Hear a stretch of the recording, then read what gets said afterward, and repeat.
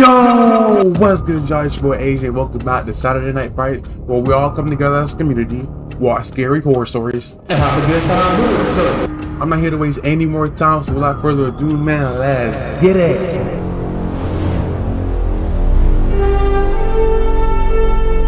Hey, hold up. You must thought I forgot. Where's the snacks at, bro? We go through this every time. What, you already brought your snacks? Oh, my bad then. Resume the video. Inhuman entity. A cool breeze crept through the valley outside of Telluride, Colorado, as my friends and I unloaded the truck parked on the dirt driveway. We had recently started renting an old mining house built in the early 1900s. Most of the home had been renovated over the years, but there were still glimpses of what the house used to be.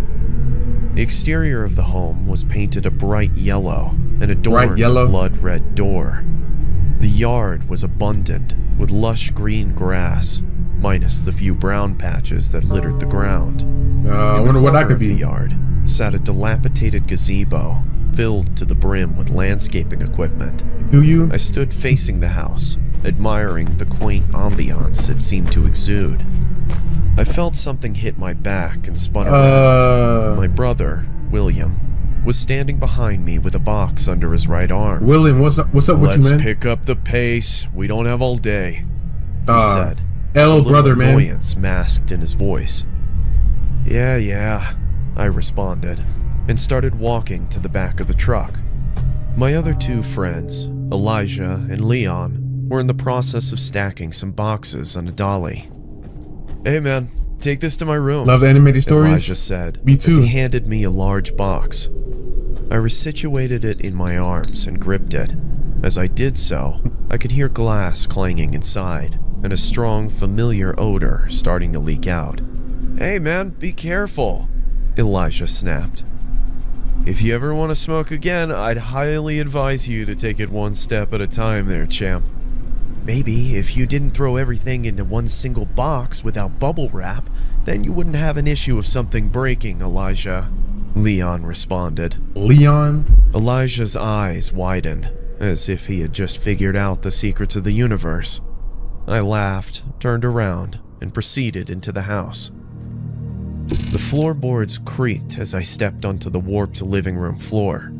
I surveyed my surroundings of the old rustic home as I headed to Elijah's bedroom. Only 2 interior rooms had been renovated. I'm already getting bad house. vibes. One being the kitchen, which had marble countertops and new appliances. Yo, that's a beautiful The other island. being my room. I was the one who found the home on the market, so respectively, I had first choice of which room I wanted to claim as my own. Got the master bedroom. The other rooms, on the other hand, were still the same as they had been since the early 1900s. Dude, the walls are with peeling. dreary wooden floorboards and old chipping paint. Dude, what the hell? William yelled from upstairs. I quickly climbed the narrow stairway to find my brother in his room. I walked in to find what looked like to be a large lump underneath the wooden floorboards. What? It almost looked like Andre the Giant was buried in the middle of the room. Yo, probably. I told you it was an old home, Will. Things shift over time, I said, trying to hold my snickering back. Yeah, I get that, but you didn't say that I'd have to maneuver around a speed bump, he snapped back. Speed bump? I took a deep sigh and turned to him. Okay. Look, man, we're only going to be here for a year. You've got plenty of room to put your bed so you're not sleeping on an incline. William turned back to the floor. You still gotta step over that, though. Every time. It's easy for you to say.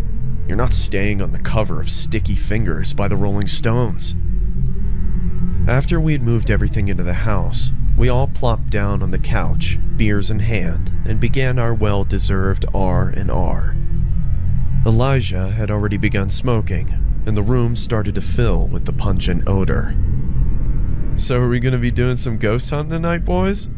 Elijah said, as he passed the joint to Leon. Oh, come on, you don't actually believe that crap, do you? It's always somebody that like that. Responded as he was rolling his eyes.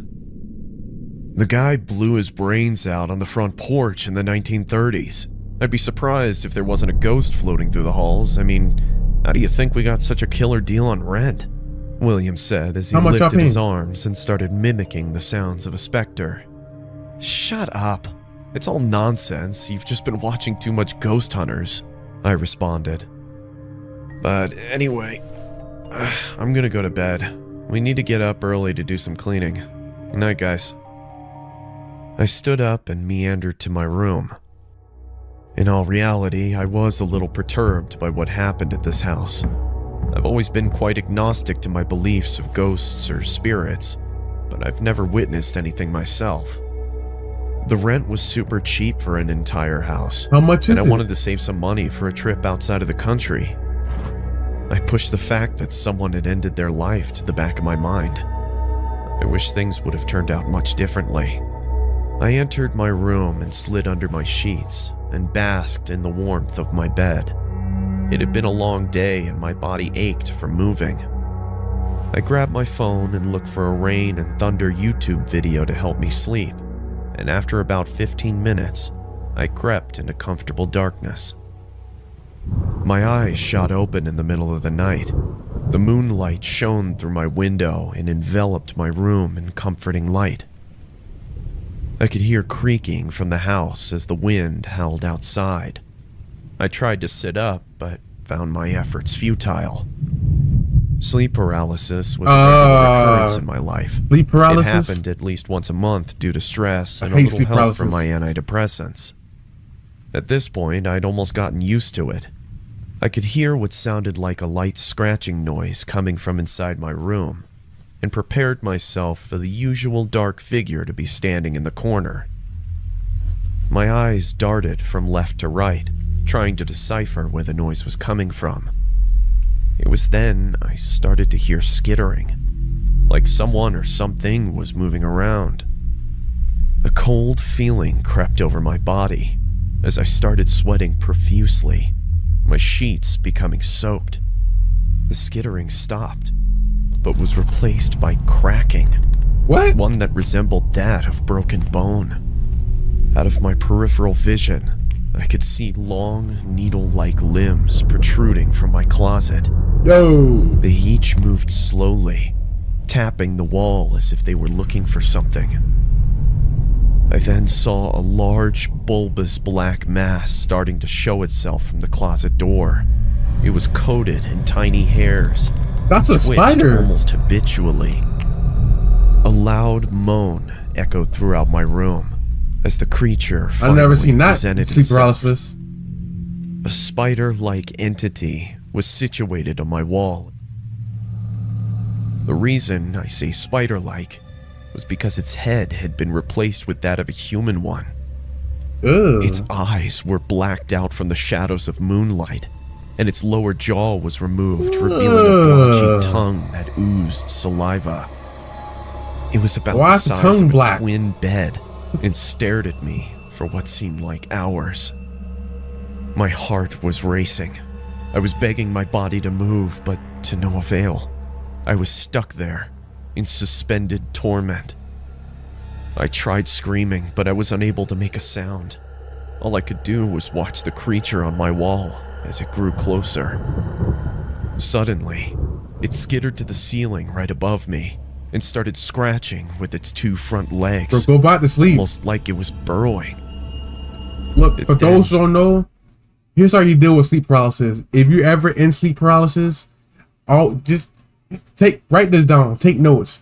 All you have to do to get out of it is to go back to sleep and stay calm. Once you go back to sleep, all you have to do is close your eyes. Close your eyes for like 10 seconds. When you open it again, you're back in reality. That's how you deal with that. I dealt with it twice before. It started to sink into the wall, as if the wall had turned into quicksand. First, the abdomen. I've never seen this before. I always seen the shadow figure. Eventually, all that was left was its mangled head staring straight at me. Those cold, dead eyes boring into my soul. How was none of the saliva getting on his face? And I could feel the drips of saliva hit my torso. His breath hot. I know it, The bro. creature then let out an inhuman roar and vanished into my ceiling. My body was finally released, and I jolted out of my bed screaming. As I did, the house erupted into more terrified outcries. They all coming have from sleep upstairs. paralysis? What? Apparently, I wasn't the only one who saw something. And, unfortunately, it wouldn't be the last time either. Really? Yo. Don't use the app? Alright, I won't use the app from earlier. I won't use the, the app. But bro, for sleep paralysis, just go back to sleep, close your eyes, and stay calm. We live That's on all you have to several do. acres in rural Indiana, USA. Our neighbors aren't too far apart, but we all live on a lot of property. On our properties, we have a lot of trees, and our neighbor doesn't maintain their property well, so a lot of That's it's gotta suck. overgrown. You know, a couple of fallen trees and a lot of downed branches. We knew the state of their property was probably because it was an older couple that owned the house and the property was vast. We have a creek separating our homes as well, but a small strip of their property is accessible from our backyard. Due to the overgrowth in trees, we weren't able to see much of their property when we first moved in the summer. And I like of course, houses like we didn't that. go onto their land because we didn't want to trespass. One night, my daughter and her friend were camping in the backyard and ran inside, swearing that they heard a kid laughing or crying in our backyard. I figured it was their imagination from too many scary stories while in the tent, I've but seen went this out before. to investigate briefly just in case. Yeah, I've seen this before. I heard a faint noise coming from just beyond our property line. I moved the flashlight into the general direction and called out to whoever may be in the trees. The sound stopped. Whoa. I decided it was probably just a couple of stray cats, but just in case, I had the girls set up the tent in the living room. The next day, after taking my daughter's friend home, curiosity got the best of me, and I decided to investigate the area by our property line. Of course you would. As I neared the line of trees, I saw a small path I had never noticed before. Since Bro. I knew my name, Why was it minding your business? Dude, you going to somebody else's yard to go investigate something that has nothing to do with you. Bro. Come on, man. Just stay were too curious. far and the trees were too thick. They couldn't see me on their property, so I stepped onto the small path. I walked slowly, looking down, watching for poison ivy and fallen branches. I wasn't too far in when I saw a dirty, broken kid's toy on the ground, wrapped in overgrown weeds. I looked up, and in the distance I saw a small, white shed-like structure. As I got closer, Why is there there were barbed more wire? and more toys scattered on the ground, some partially buried, all broken and dirty. Then there was barbed wire, and I could see the front of the shed and realized it was a large playhouse with a wooden alphabet decorating the outside. I was starting to feel uneasy. This playhouse was at least half a mile or more from the only house on the property. I stopped in my tracks, letting my imagination go a little, when I felt a tap on my shoulder. I must have jumped a foot off the ground, only to turn around and see that my daughter had followed me. Once my heart slowed down, I decided to get a closer look. There was more broken barbed wire fencing on the ground the closer we got. The window on the side was broken, and there was a hole in the roof. There was a broken train set, one a kid would be able to ride on. The front door had a white piece of wood set to lock someone in, not keep people out. At this point, my daughter was in full panic mode and begging for us to walk back to our house. But I had to at least look through the window, or my mind would wander with all the possibilities of what could be in there. Let your mind do that. Don't As I walk. was stepping to the You side wanna of do the it anyways, shed, okay. my daughter was following close behind. In her fear, she was paying more attention to me than where she was stepping, and she cut her leg pretty deep on some barbed wire that was hidden in overgrowth. I quickly glanced inside the window, only to see a partially dirt floor and broken wood, and a large wooden bench with a dark stain on top. Where's that shadow coming I from? picked up my daughter, who was determined her leg was going to fall off. We left the neighbor's property, and I took her to the doctor to get a tetanus shot and get her cleaned up. That night after dinner, I let the dog out, but couldn't get her to come back in. I let her stay outside for a while and checked again a little later. Our dog still wouldn't come in, so sad. and I noticed she was standing by the path we took earlier. I grabbed a flashlight and her leash and headed out to her. She was pacing, whining, and sniffing around everywhere. I figured it was from the blood earlier, but she never ventured onto the path. Then, I heard the giggling of a little girl. I called out to the child, but there was no answer in return. Just some rustling in the leaves. You got curious again? I ran inside with the dog to check on my daughter to make sure that she was still in the house. She was laying in bed, fast asleep. The next morning, I went straight to the playhouse. Of course you did. As I was approaching, something was wrong. The broken toys seemed to be in different places, and when I got to the playhouse, my heart felt like it was a ton of bricks. All over the side of the playhouse were children's drawings, in my daughter's blood. How'd they get that much blood though? Unless she like bled out a lot.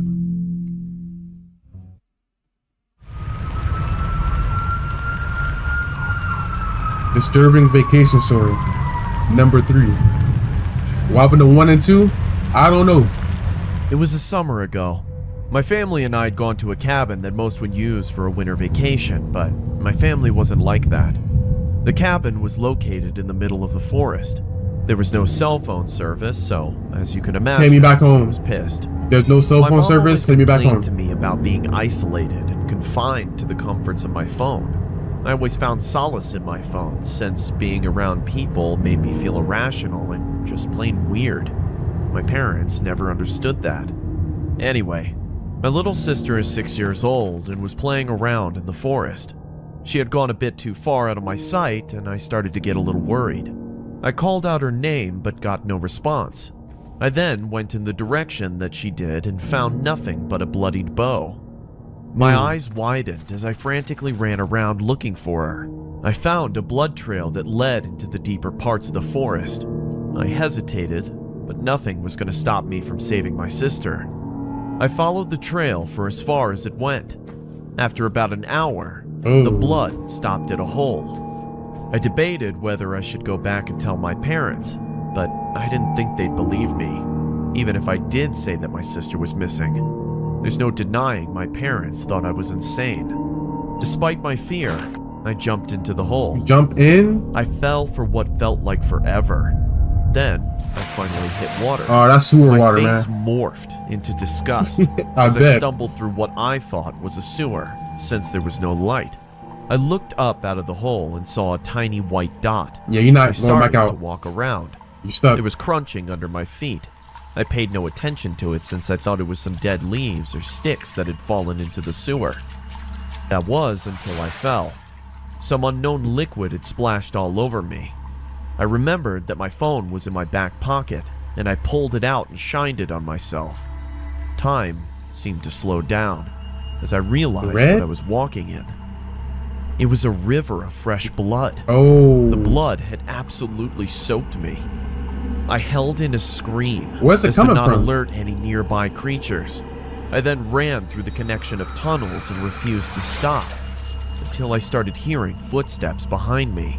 I stopped, turned around, and shined my flashlight around. The light from my phone landed on a distant figure. It looked so small, so maybe it was a dog or an alligator that had sneaked in. Alligator? I stupidly started to move towards it, and as I got closer, the figure started to get clearer. I started to see that it wasn't a dog or an alligator. As soon as I realized this, I stopped in my tracks and the stared. heck is that? It looked like me. Its body Really? was contorted. Their back faced towards the ground, and its head was turned right side up and faced towards me. Its legs were normal, but its arms were legs as well. You sure? Like It he, had jagged the way he's teeth, like, and it was chewing on what was left of my sister's head. Then I saw my parents' head beside it. I stepped back and my man's munching. fear. The mutant of myself charged towards me. In a state of panic, I tried to run away, but I slipped. Try. I hit my head on the rock. And passed out. Oh.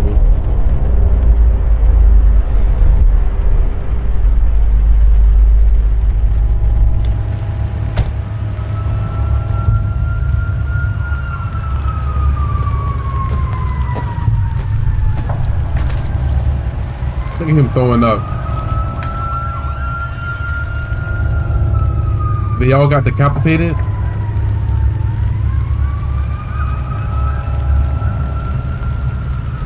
I'm so confused. Oh, so he's the one who killed everybody? But how though? Like what caused that? I'm at a loss for words right now. Was he like hallucinating or something? My parents were traveling for the weekend, as it was their anniversary, and to no surprise, they wanted to be alone. This meant that I had to take care and be in charge of my little brother, Oliver. Our home and neighborhood were surrounded by woods, and Ollie liked ambling around the trail that was behind our house, but he couldn't go back there without permission. So naturally, since I was 18 and he was 10, I'd have to go with him for precautionary purposes.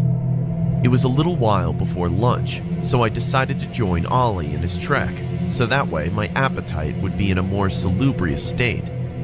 It was spring, and the leaves were meager and just starting to grow back onto the trees, which also meant I had to watch out for any sort of dangerous animals that could possibly lurk out and cause harm to any of us. I could hear Ollie sniffing the air, and then him groaning at something. "Something smells a deadly like mimic? shit," Oh, he said nasally. I should have thought of that. He pinched his nostrils shut. "Hey, watch your mouth," I retorted, surprised by the sudden curse. "Just because mom and dad aren't here doesn't mean you're allowed to say whatever." I did, however, sniff the air. He was right. There was a smell of rotten meat that permeated my nose. What's up with the big vocabulary words? I saw what looked like legs. Like, what the heck does permeated means? I never heard that before. Like, bro. By a tree about several yards from us. "Stay right there, okay?" I instructed Ollie. He nodded in agreement while keeping his hand on his nose.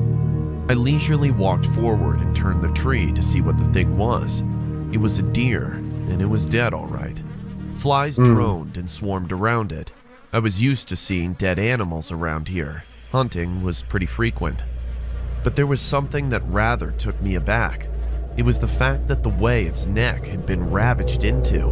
It was almost entirely gone and torn down to the bone. Dang. A Somebody bear was could hungry. go down to the muscle and stop there. But to the bone? This had to have been from something much more vicious. But what? I looked back to see if Ollie had actually done what I urged him to. He did, but he was peering out to the woods. His eyes, so fixated, were filled with concern and his face unnerved. "You okay, bud?" I asked, noticing his expression. "Something's out there," he murmured as he continued to seem alarmed. I looked to see if he was kidding around. All that was in my view were the trees and brush. It might have been a deer or something. "Don't worry so much. Come on, let's go back and get some lunch." And so we did, just to reassure him.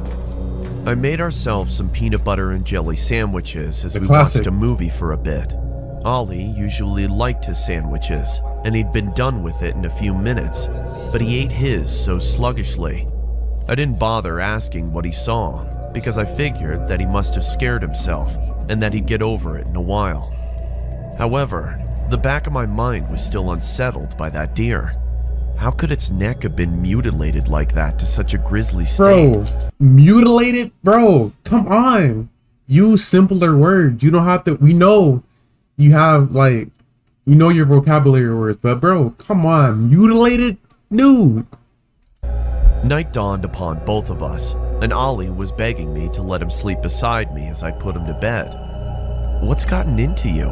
I asked him. Sunka scared. "That thing's still out there. It was staring at me. It was dark and big. Bigger than you. I'm sure you just scared yourself.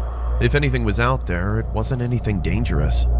He continued to beg me, but I kept refusing, and told him to close his eyes and that he'd forget about it in the morning. I laid down in my bed, ready for a good rest. I like keeping my TV on just so I have a source of light in my room. Yeah, ask me every day, man. I felt my eyes starting to sag and get heavy as I slowly felt myself growing drowsy. There was a sudden snap from outside. It sounded like a stick being splintered. I figured it was some animal, like another deer, but what would be out at this time of night? My TV was still on, so I decided to watch a little bit more just so I could go back to sleep. Without even thinking, my gaze floated to the window, and my heart punched the inside of my chest. There was something at the window. I couldn't see what it was, save for the eyes. They were milky and opaque. almost lifeless. Yeah. But they were staring right through me. I tried to make it seem like I didn't see the figure outside. It's like a mask just or something. roll over onto my stomach and pretend to be asleep to try and avert it. I then That's a heard smart thing to something do. against the glass. The thing was scratching my window. The sound was piercing my ears and grated at my nerves. I don't like that song. My chest started to feel full as my breath started to shorten. My window was starting to open. What? And I could hear that thing climbing into my room.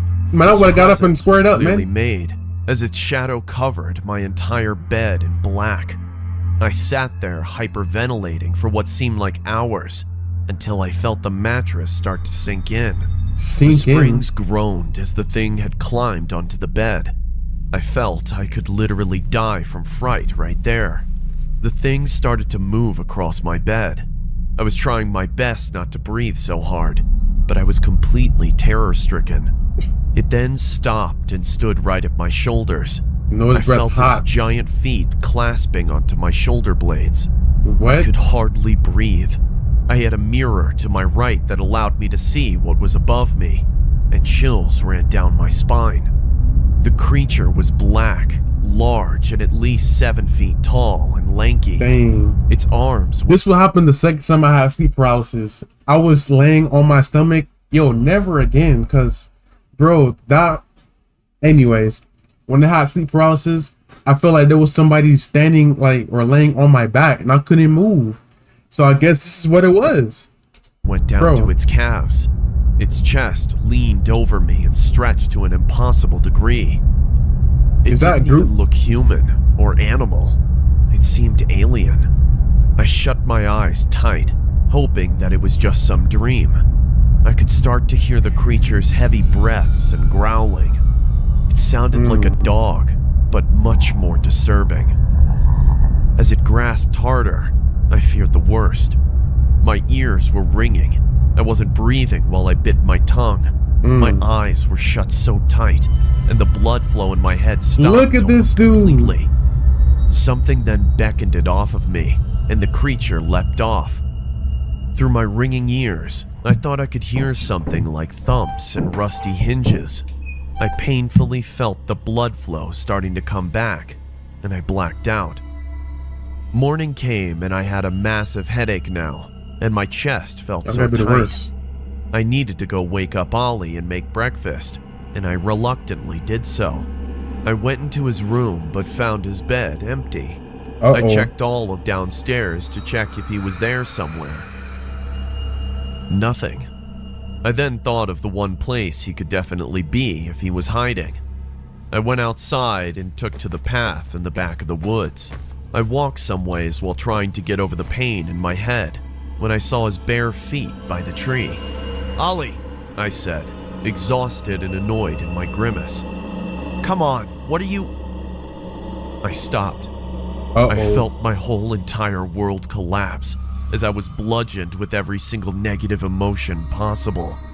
I put two and two together, and it answered my questions as it brought my distress up tenfold. Ollie was sitting there. His skin was pale. His cloudy eyes trickled with blood. Rest in peace, Ollie. His neck was mangled to the bone. He was dead. He wasn't lying. That creature was still out there. See? Always listen to kids, man.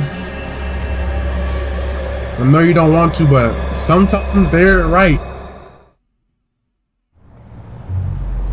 True gas station horror stories. One night last summer, two of my friends, Sam and Jake, convinced me to sneak out with them and drink. We were all bored, just looking for something to do. We decided to go for a walk to a local gas station that was open 24 hours a day. The walk there was pretty uneventful. We talked about random topics and drank a couple of beers. Once we got to the gas station, Jake had to use the bathroom. When he was in the bathroom, there was a dirty, sketchy guy in there. Jake struck up a conversation with this guy. It was pretty normal, except when the guy I've seen this asked before why he too. was out so late and if he was by himself. Jake brushed it off as the guy was just trying to tell him to stay safe. We bought some snacks and we noticed the guy following us around. while he was talking to someone on his phone. He talking to nobody. We left soon after, and on the way back, we sat on the side of the road and talked for a while as we drank some more. It was pitch black by now because there are no street lights in the area. We saw a car coming down the road, which was no big deal. We sneak out pretty often, and we've never had any real problems. Cars came out usually quick. just drive by. Pause. This time was different. The car spun around in the road and pulled up right next to us on the street, and two guys got out. We ditched the beers, got up, and sprinted down the street. Oh, threw it out their Jake car. and I hid behind an RV, while Sam hopped a fence. The two men looked dirty, like they hadn't showered in days. We watched the two guys for a little while, which is when we noticed that one of them had a gun in his hand. Oh, shoot. They looked in our direction for a few minutes before they got back into their car and drove off. Jake and I looked for Sam, but we couldn't find him, so we decided to head back home.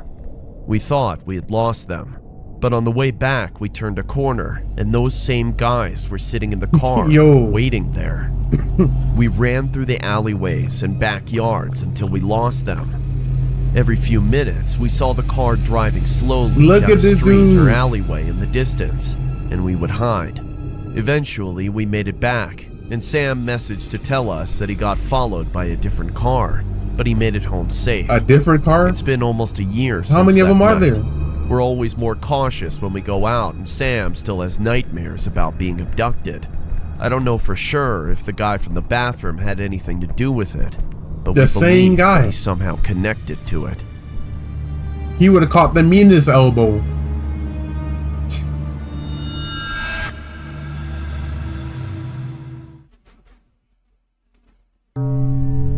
Disturbing true Tinder date horror story. This happened when I was 17 years old. It's been nearly 2 years since my girlfriend broke up with me, and I was very chewed up about it on the inside. I've called her several times, but it always went to voicemail. I've tried texting her on Messenger since, ironically, we were friends on Facebook, but still, not a single response.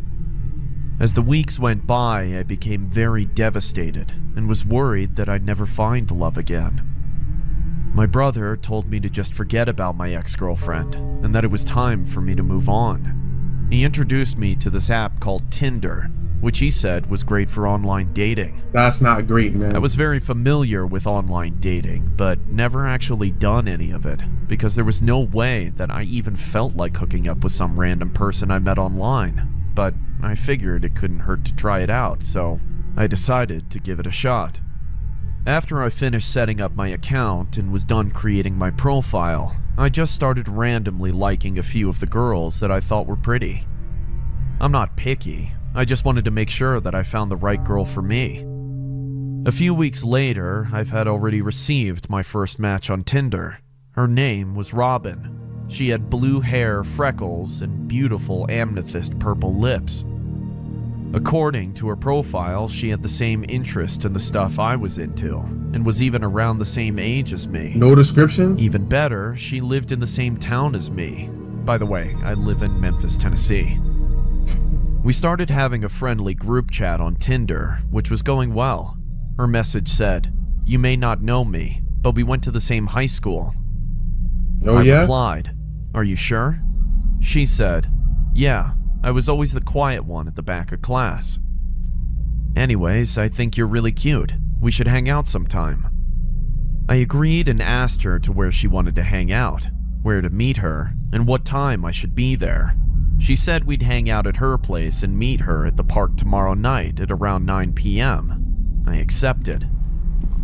I got to the park that night at 9 p.m. is around crazy. 9 p.m. sharp. I didn't call her because I didn't want to sound too desperate. Some time passed and I finally decided to call her to no response.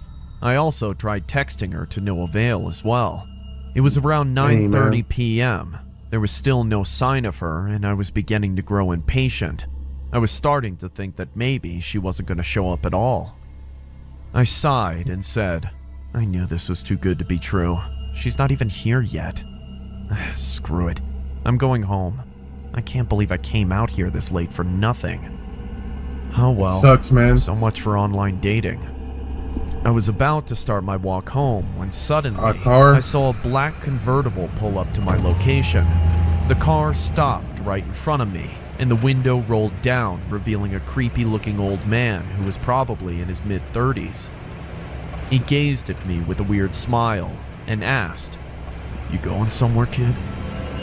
I responded, You talking like that? "Yeah, I'm just headed home." He asked me why I was out there this late, and told him that I was supposed to meet someone, but it Why would you seemed tell like him she that? wasn't going to show up. Bro, why would you tell him that? Dude, that's the one thing you don't want to, like, bro, first off, don't talk to strangers. What are you doing?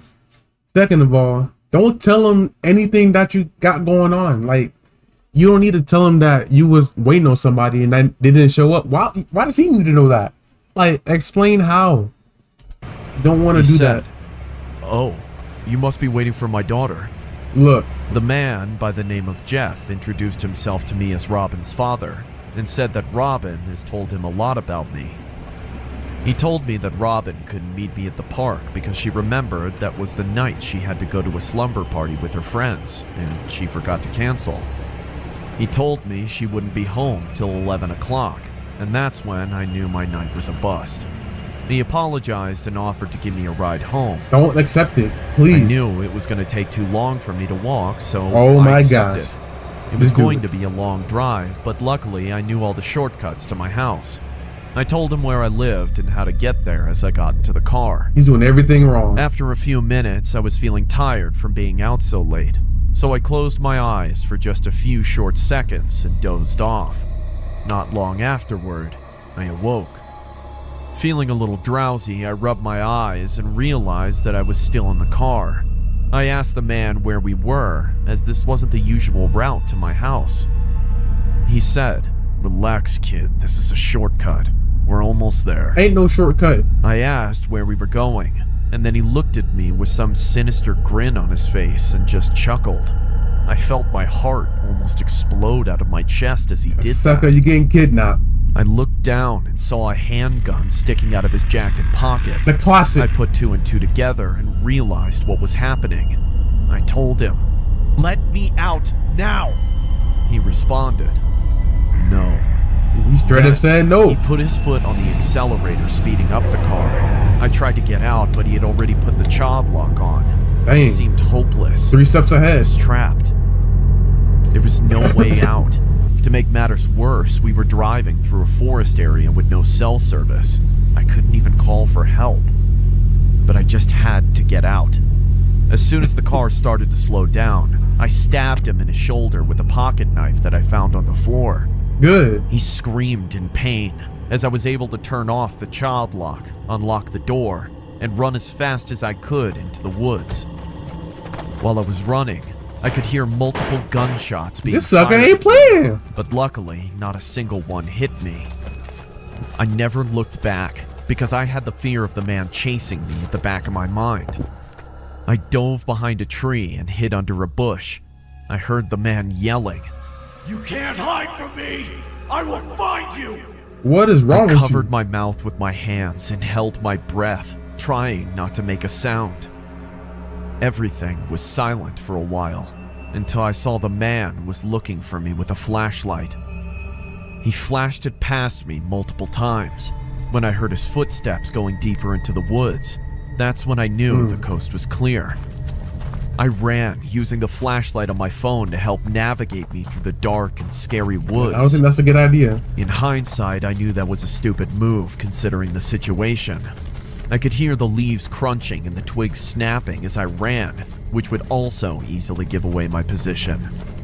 When the crunching and snapping got louder, I looked behind me and my heart dropped when I saw that the man was chasing me. You gave away your location. I ran The as fast flashlight. as I could with the man hot on my tail, Dude, still firing shooting. every single last live round he had in his gun. But thankfully, the shots Ain't missed no joke. again. There's nowhere for you to hide! He said. I thought I was going to die, until I heard the man trip over something, and I was Clumsy. able to get away unharmed. I kept running until I was out of the woods and back onto the road. Looking behind me then, he was nowhere to be seen, which means I lost him. I sighed in relief. I would have kept running. And then I saw a red car driving down the road. I was able to wave it down and told the driver that I was kidnapped and almost killed by some crazy man in the woods. It took a lot of begging, but the driver finally gave me a ride to the police station, and I told the cops everything. Unfortunately, I didn't get the man's tag number, but I gave the police a clear description. After the police had run a search, they told me that he didn't even have a daughter, and that they've been trying to catch this guy for months. As it turns out, he's wanted in several countries for the kidnappings of multiple teenagers and young men. How I managed to escape him is a miracle. The officers kindly gave me a ride home, and I didn't tell anyone what happened except my brother. The man was never found, nor was he ever caught, and they say he's still out there, even to this day, which scares me the most. What's even worse is that I stupidly gave him my address. Exactly, so who man. knows if he might try to kidnap me again. Probably outside right now. Needless to say, my days of using Tinder weren't over after that. The whole incident just made me a lot more cautious from there on out. Man, moral of the story, don't use Tinder, man. Just go outside and explore.